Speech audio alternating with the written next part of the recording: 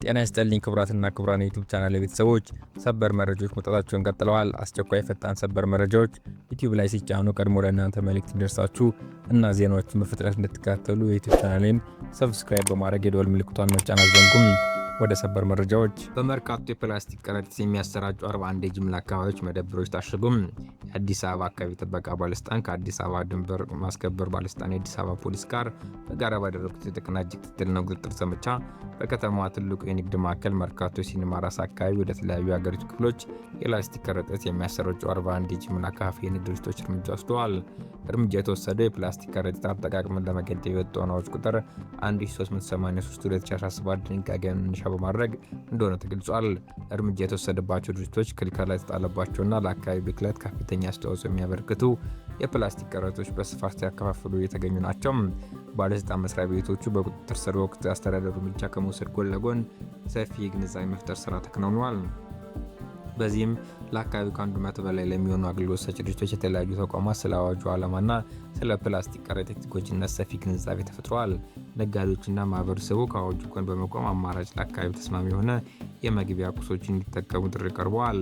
ባለስልጣኑ የአዲስ አበባ አካባቢ ጥበቃ ባለስልጣን የከተማውን ስነ ምህዳር ለመጠበቅና ብክለት ምንጮች ለመቀነስ የጀመረውን የማስከበር ስራ አጠናክሮ እንደሚቀጥል አስታውቋል። በቀጣይም በአምራቾች፣ በጅምላ ችርቻሮ ከፋዮች እንዲሁም ሕጉን ጥሰው በሚገኙ ግለሰቦች ላይ ደረጃ በደረጃ ሕግን የማስከበር የማስተካከያ እርምጃ ተጠናክሮ እንደሚቀጥል ባለስልጣኑ በጽኑ አሳስበዋል። በኢትዮጵያ የተገነባው ግድብ በግብጽ ላይ ከፍተኛ ችግር እያስከተለው ሲሉ ትራምፕ ተናገሩ። አሜሪካ በህዳሴ ግድብ ጉዳይ ላይ ዳግም ልትሳተፍ እንደሚችል ገለጹ። የአሜሪካው ፕሬዚዳንት ዶናልድ ትራምፕ በታላቁ ህዳሴ ግድብ ፕሮጀክት በግብጽ ላይ ከፍተኛ ችግር እያስከተለ መሆኑን በመጥቀስ ዋሽንግተን ለግብጽ ምላሽ ለመስጠት በሚደረጉ ጥረቶች ውስጥ ዳግም ልትሳተፍ እንደምትችል አመላክቱም። የፈረንሳይ እየተካሄደ ባለው ቡድን ሰባት ጉባኤ ጎን ለጎን ከግብጽ ፕሬዚዳንት አብዱልፈታህ አልሲሲ ጋር በጋራ በሰጡት መግለጫ ትራምፕ በህዳሴው ግድብ ውዝግብ ዙሪያ ግብጽ በጣም ኢፍትሐዊ በሆነ መንገድ ተስተናግዳለች ያሉ ሲሆን የናይል ውሃ ጉዳይ ሁለቱ መሪዎች ከሚወያዩባቸው ዋና ዋና አጀንዳዎች አንዱ መሆኑን ጠቁመዋል።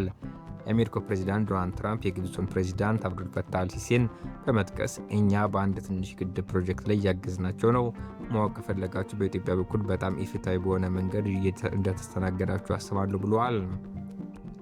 አክሎም ሁለቱ መሪዎች ስለ ናይል ይወያያሉ፣ ምክንያቱም ናይል መሆን ከሚገባው በላይ ትንሽ እየቀነሰ ነው ሲሉ ተናግረዋል። ትራምፕ በተጨማሪም በመጀመሪያው የስልጣን ዘመናቸው ወቅት ይህ ጉዳይ መፍትሄ ለማግኘት ተቃርቦ እንደነበር ገልጸዋል። በኢትዮጵያ ግድብ ተገንብቷል፣ ይህም በግብጽ ላይ ከፍተኛ ችግር እያስከተለ ነው። እኔም ይህንን በደንብ አውቃለሁ። ያንን ስምምነት ተጠናቅቄ ነበር።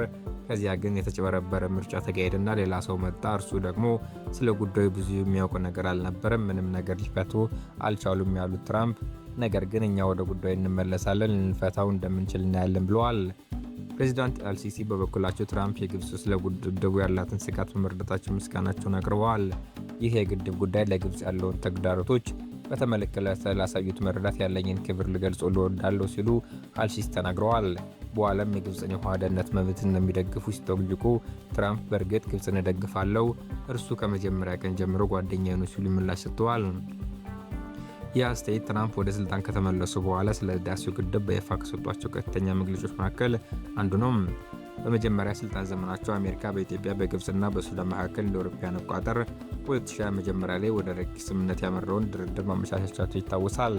ይሁን እንጂ ኢትዮጵያ በስምምነቱ ስጋቶችን በተገቢ መንገድ አላስተናገደም በማለትና ዋሽንግተን ለግብጽ አድልታለች ስትል ስምምነቱን ሳትፈርም መቅረቷ ይታወቃል። ሙሉ በሙሉ በኢትዮጵያ ገንዘብ የተገነባውና በኢትዮጵያና ሱዳን ድንበር አቅራቢያ የሚገኘው ታላቁ የህዳሴ ግድብ የአፍሪካ ትልቁ የሃይድሮ ኤሌክትሪክ ፕሮጀክትና የኢትዮጵያ ልማት ስትራቴጂ ማዕከል ነው። ግብጽ ግድቡ በውሃ ደህንነቷ ላይ አደጋ እንደሚያስከትል በተደጋጋሚ ብትገልጽም ኢትዮጵያ በበኩሏ ፍትሐዊ ውሃ ተጠቃሚነት መርህ እንደምትከተልና ፕሮጀክቱ ለኃይል ማመንጫ እጅግ አስፈላጊ ከመሆኑ በላይ በታችኛው ተፋሰስ ሀገራት ላይ ጉልህ ጉዳት እንደማይደርስ በተደጋጋሚ ያረጋግጣለች። ትራምፕ አሁን የሰጡትን አስተያየት ወደ ስልጣን ከተመለሱ በኋላ በህዳሴው ግድብ ውዝግብ ዙሪያ በተደጋጋሚ ሲያንጸባርቁት ከነበሩ አቋም ጋር የሚጣጣሙ ናቸው። በመስከረም ወር 2025 በቨርጂኒያ በተካሄዱ የአሜሪካን ኮርነስት ኢንስቲትዩት መስራቾች ራት ላይ ለታዳሚዎች በሰጡት ማብራሪያ ግድቡ በናይል ውሃ ላይ የሚያሳድረውን ተጽዕኖ ለግብጽ ትልቅ ችግር ሲሉ የገለጹት ትራምፕ ኢትዮጵያ በዓለም ላይ ትልቁን ግድብ መገንባቱን በመጥቀስ በታችኛው ተፋሰስ ሀገራት የውሃ ፍሰት ላይ ያለውን ተጽዕኖ ጠቅሰው ነበር። በተጨማሪም የህዳሴው ግድብ እንደ ህንድና ፓኪስታን፣ አርሜኒያና አዘርባይጃን ኮሶቮና ሰርቢያ እንዲሁም እስራኤልና ኢራን ካሉ ዋና ዋና ዓለም አቀፍ ውጥረት ነጥቦች ጋር መድበውታል። ከወር በኋላ ትራምፕ የህዳሴው ግድብ በአብዛኛው በአሜሪካ የተደገፈ ነው በማለት መናገራቸው ከፍተኛ ውዝግብ አስነስቶ የነበረ ሲሆን የኢትዮጵያ ባለስልጣናት ግን ፕሮጀክቱ በዋናነት በሀገር ውስጥ ምንጮች ማለትም በህዝብ ቦንድ ሽያጭና በዜጎች መዋጮ የተደገፈ መሆኑን በመግለጽ ክሱን ውድቅ አድርጎታል። እንደ አውሮፓውያን አቆጣጠር ጥር 2026 ትራምፕ ጉዳዩን ይበልጥ ከፍ በማድረግ ለግብጽ ፕሬዚዳንት አብዱልፈታህ አልሲሲ በጻፉት ደብዳቤ ላይ የህዳሴ ግድብ አጀንዳዬ ነው ብለዋል። በዚህ ደብዳቤያቸውን በአሜሪካ የሚመራው የግብጽና የኢትዮጵያ ድርድር ዳግም ለመጀመር ፍላጎት እንዳላቸው ገልጸዋል። ናይል ውሃ ድርሻን ጥያቄ ለአንድና ለመጨረሻ ጊዜ በኃላፊነት ለመፍታት በአሜሪካ የሚመራውን የግብጽና የኢትዮጵያ ድርድር ለመጀመር ዝግጁ መሆናቸውን አስታውቀዋል። ሆኖም ይህ ውዝግብ በግብጽና በኢትዮጵያ መካከል ወደ ከፍተኛ ወታደራዊ ግጭት እንዳያመራ አስጠንቅቀዋል። ዘገባው የአዲስ ስታንዳርድ ነው።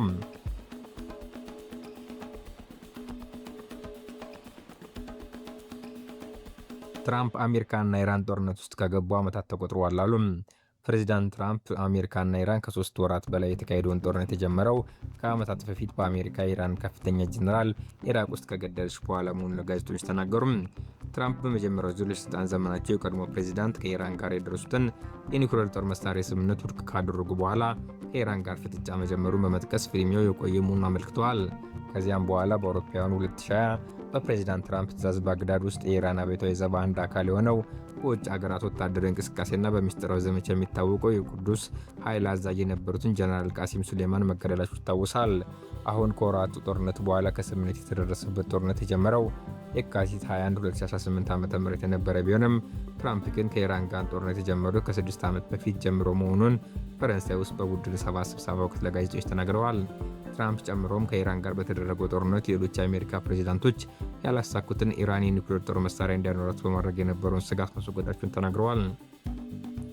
እሳቸው የቀደሙት መሪ ከኢራን ጋር መጥፎ የሚባል የኒውክሌር ቁጥጥር ስምምነት በመፈራረም ተይዞበት የነበረውን ገንዘቧ እንድታገኝና ማዕቀቦች እንዲነሱላት አድርገዋል በማለት ሲወቅሱ ቢቆይም ይኸው ጉዳይ አሁን በተደረሰው ስምምነት ውስጥ ሳይካተት እንዳልቀረ በስፋት እየተነገረ ነው። ትራምፕ ባለፈው ዓመት ሰኔ ወር ባለፉት 3 ወራት በተካሄዱ ጦርነቶች ወቅት በተፈጸሙ ከፍተኛ ድብደባዎች የኢራን የኒውክሌር ተቋማት መውደማቸውን በተደጋጋሚ ይናገራሉ። ነገር ግን በስምምነቱ ላይ ኢራን የዳበሩ የኒውክሌር ግንባታ ግብዓቶችን አሳልፋ እንድትሰጥ ወይም እንድታስወግድ ከስምምነት ተደርሷል እየተባለ ነው። አርብ የሚፈረመው የአሜሪካና የኢራን መግባቢያ ስምምነት ሙሉ ዝርዝር ይዘት ምን እንደሆነ እስካሁን የታወቀ ነገር የለም።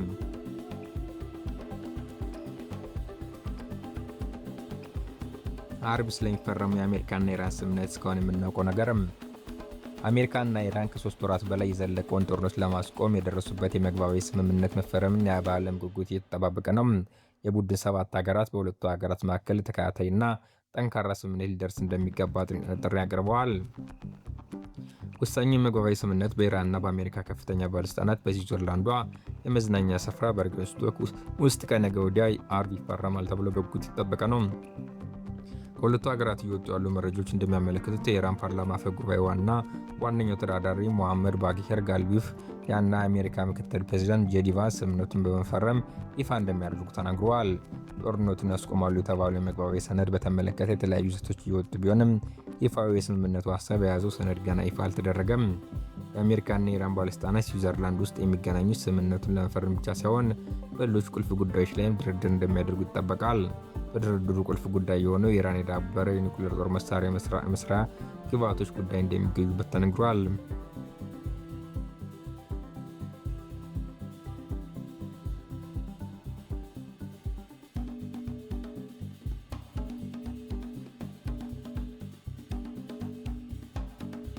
ከስምምነቱ በኋላ የኢራን ነዳጅ ጫኝ መርከቦች የአሜሪካን እገዳ ማለፋቸውን መረጃዎች አመለከቱም። በዚህ ሳምንት ዋሽንግተንና ቴህራን ስምምነት ለመድረሳቸውን ካሳወቁ በኋላ ቢያንስ 3 የኢራን ነዳጅ ጫኝ መርከቦች የአሜሪካ እገዳ አልፈው ወደ ኦማን ባህረ ሰላጤ መሄዳቸውን መረጃዎች አሳዩም። የመርከቦች እንቅስቃሴ ኢራን ወደ ውጭ የምትልካቸው ነዳጅ በቀስ በቀስ መጀመሩን ያሳያል ተብሏል። ግዙፍ የነዳጅ ጫኝ የሆኑት ሄር አፍ2 እና ዲዮና እያንዳንዳቸው 2 ሚሊዮን በርሜል ነዳጅ ጭነው ኦማን ባህረ ሰላጤ አልፈው ወደ ምስራቅ መግዘፋቸውን የመርከቦችን መረጃ የሚከታተሉ 2 ድርጅቶች ይፋ አድርገዋል። ሲዝሞክስ ሶኒያ 1 የተባለችውና 1 ሚሊዮን በርሜል ነዳጅ የጫነችው መርከብ እንዲሁ የአሜሪካ ባህር እገዳን አልፈው ወደ ሲንጋፖር ማምራቷን መረጃዎች ጠቁመዋል። ሄሮ 2 ነዳጁን የጫነችው በመጋቢት መጨረሻ ሳምንት ሲሆን ዲዮናና ሶኒያ ደግሞ በሚያዝያ ወር መጀመሪያ ሳምንት ላይ በመጫናቸውን የኬፕለር መረጃ ያሳያል። የአሜሪካ ባህር ኃይል ወደ ኢራን ወደቦች የሚገቡና የሚወጡ መርከቦች ላይ ክልከላ በማድረጉ ኢራን ወደ ውጭ የምትልከውን ነዳጅ በከፍተኛም ተቀንሷል። ኢራን በግንቦት ወር ወደ ውጭ የላከችው ድፍድፍ ነዳጅ ዘይት ከባለፉት 6 ዓመታት አንጻር ሲታይ በጣም ዝቅተኛ ነው። በግንቦት ወር በየቀኑ 260,000 በርሜል ነዳጅ ብቻ ትልክ እንደነበር ኬፕለር ይፋ አድርጓል። አሜሪካና ኢራን ጦርነቱን ለማቆም ሲስማሙ እገዳው እንደሚነሳና የነዳጅ ምርቷን ወደ ውጭ ለመላክ እንደሚችል መግባባታቸውን አንድ የአሜሪካ ባለስልጣን ማክሰኞ ዕለት ለሮይተርስ ተናግረዋል። የኢራን ጦርነት ከተቀሰቀሰ ወዲህ የሆርሙዝ ወሽመጥ በመዘጋቱ የዓለም ነዳጅ ዋጋ ከፍተኛ ሁኔታ ጭማሪ አሳይቷል። የኢራን ስምምነት የ$300 ቢሊዮን ፈንድ እንደሚያካትትና ከግማሽ በላይ መከፈሉን ምንጮች ለሮይተርስ ተናገሩ። በአሜሪካና በኢራን የስምምነት ማዕቀፍ ውስጥ በቴህራን ያለውን ኢንቨስትመንት ለማንቀሳቀስ በሚል $300 ቢሊዮን መቀመጡንና ከግማሽ በላይ የሚሆነው መሰጠቱን ለጉዳዩ ቅርበት ያላቸው ምንጮች ለሮይተርስ ተናገሩ። አርብ ዕለት የሚፈረመው ስምምነት የያዘችው ዝርዝር ሀሳቦች ይፋ ባለመሆናቸው ስማቸው እንዳይገለጽ የጠየቁት ምንጮች ገንዘቡ የተቀመጠው ሁለቱም ወገኖች ጦርነቱን ለማቆም የሚያስችላቸውን የመጨረሻ ስምምነት ለመድረስ እንዲችሉ በሚል የምጣኔ ሀብት ማበረታቻ መሆኑን ገልጸዋል። ከዚህ ቀደም ሮይተርስ ለኢራን ስለሚሰጠው ገንዘብ የዘገበ ቢሆንም የአሜሪካ ባለስልጣናት ግን አስተባብለዋል። የአሜሪካና የኢራን ባለስልጣናት እሁድ ዕለት ጦርነቱን ለማስቆም በሚያስችል ማዕቀፍ ላይ መስማማታቸውን ተናግረዋል። እስራኤልና አሜሪካ የካቲት 21 ቀን 2018 ዓ.ም ቴህራን ላይ ጥቃት ከከፈቱ በኋላ በምላሹ ኢራን የዓለም 1/5 ነዳጅና የተፈጥሮ ጋዝ መተላለፊያ የሆነውን የሆርሙዝ ወሽመጥን ዘግታለች። አዲሱ ፈንድ የግል ኢንቨስትመንት ማስታለጫ እንደሚሆንና ምንም አይነት በመንግስት ገንዘብ እንደማያካትት ተገልጿል። አክለውም ገንዘቡን ለመስጠት መቀመጫቸውን አሜሪካ፣ የአረብ ሰላጤ ሀገራት፣ እስያ፣ ደቡብ አሜሪካና አፍሪካ የሚገኙ ኩባንያዎች ቃል መግባታቸውን ተናግረዋል። ባለሀብቶቹም መዋዕለ ንዋያቸውን የሚያፈሱት በኤነርጂ፣ ሎጂስቲክስ፣ ማኑፋክቸሪንግ እና ትራንስፖርት ላይ መሆኑን ምንጮች ጨምሮ ለሮይተርስ ተናግረዋል። የመልሶ ግንባታና የልማት ፈንድ የሚል ስያሜ ይሰጠዋል በተባለው ፈንድ ቀጠናው ሀገራት በተለያዩ መንገዶች እንዲያዋጡ ይደረጋል ሲሉ ምንጮች ተናግረዋል። ይህም በብድር፣ ቀጥታ በጦርነት የወደሙ ቦታዎችና መሰረተ ልማቶችን መልሶ መገንባት ላይ መሳተፍ ይገኝበታል። በመካከለኛው ምስራቅ ካሉ ሀገራት መካከል ኢራን ባለ ግዙፍ ኢኮኖሚ ናት። ባለፉት 4 አስርት ዓመታት አንድም የውጭ ኢንቨስትመንት ወደ ኢራን ያልመጣ ሲሆን የዓለም አቀፍና የአሜሪካ ማዕቀቦች ሀብቶቿን እንዳይንቀሳቀሱ አድርጓል። ኢራን በዓለም ላይ ሁለተኛ ግዙፍ የተፈጥሮ ጋዝ ክምችት ያላት ስትሆን በነዳጅ ዘይት ክምችት አራተኛዋ ናት።